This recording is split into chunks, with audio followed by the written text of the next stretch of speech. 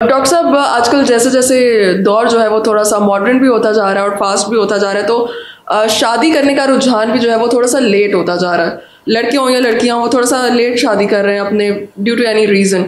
तो इसकी वजह से ओवरऑल जो है वो रिप्रोडक्टिव हेल्थ पर क्या असर पड़ता है? फर्टिलिटी का इससे कोई ताल्लुक है? नेचर ने जो सिस्टम बनाया है उसमें खातून की रिप्रोडक्टिव सिस्टम एक्टिवेट हो जाता है around 13 years of age. Okay. और जो उस वक्त खैर लड़की की अपनी डेवलपमेंट इतनी मैच्योर नहीं होती, इसलिए टीन एज में बच्चे पैदा करने के नुकसानात हैं। कुदरत ने जो इस वक्त सपोर्टेड एरिया है जिसमें एज रेंज है जिसमें प्रेगनेंसी सेफ है और बेस्ट है, वो 20 और 35 साल के दरमियान है। ओके।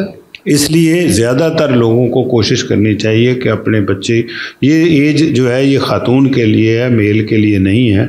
इसलिए जो अगली जनरेशन की यंग लड़कियां हैं उनको भी ये बात रियलाइज़ करनी चाहिए और पेरेंट्स को भी ये बात समझनी चाहिए कि 20 और 35 साल की उम्र के दरमियान में बच्चे अपनी फैमिली मुकम्मल कर लेनी चाहिए। 35 साल के बाद रिप्रोडक्शन की कैपेसिटी ख़ातून की स्लो डाउन होनी शुरू हो जाती है, जो कि 38 के बाद रैपिडली डिक्लाइन करती है और 40 के बाद बच्चे पैदा करने की सलाहियत जो है वो इतनी शार्प फॉल करती है कि उसके बाद बच्चे होने तकरीबन बहुत ही कम हो जाती है प्रोबेबिलिटी उनकी। इसलिए जो भी लोग फर्टिलिटी का ट्रीटमेंट करा रहे हैं उनको अपना इलाज 35 से पहले जितना भी एक्सटेंसिवली हो सकता है कर लेना चाहिए। पर्टिकुलरली इसमें जो हमारे मुल्क में रेलेवेंस है ना, वो है उन लोगों की जो मियाँ बीवी इकट्ठे नहीं रहते।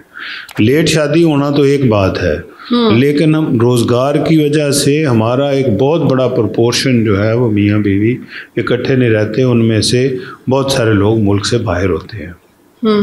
उनको इस बात को समझना चाहिए कि ज़िंदगी में वेल्थ बनाते बनाते आप रिप्रोडक्टिव एज से बाहर ना निकल जाएं कि आपको बच्चे ना हो सकें, क्योंकि लोग 2-2 साल 4-4 साल बाद पाकिस्तान वापस आते हैं और बड़े थोड़े पीरियड्स के लिए आते हैं।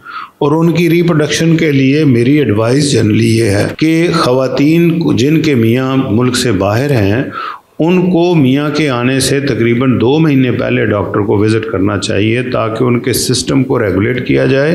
और मियाँ पाकिस्तान उस वक्त आए जब खातून प्रेगनेंसी के लिए रेडी हो। यहाँ ये बात भी समझने की ज़रूरत है कि खातून पूरा महीना प्रेगनेंसी के अहल नहीं होती। पूरे महीने में सिर्फ 4 दिन होते हैं ऐसे जो प्रेगनेंसी के लिए एलिजिबल होते हैं, और वो ख़ास तौर पे जिनको माहवारी या पीरियड्स आ रहे होते हैं उनके दरमियान का जो जोन है, हम अगर पीरियड्स के पहले दिन से गिने तो ऑन एवरेज पीरियड्स का माहवारी का 14वां दिन जो है that is most suitable for conception.